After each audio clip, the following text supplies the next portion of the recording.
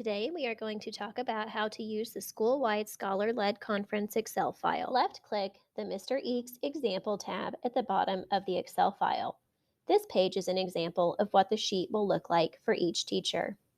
To change Teacher 1, Teacher 2, Teacher 3, etc. to the names of your teachers, right-click on each tab and left-click Rename.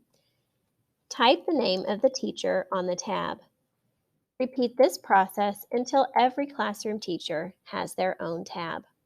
Enter the names of the scholars under the Thursday or Friday headings next to the time they have chosen for a conference. You can change the pre-entered times on the side of the Excel file based on your school's schedule.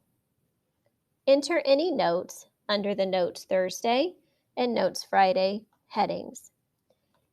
This could include information such as interpreters, student support representatives, admin, counselor, or etc. are needed for the conference.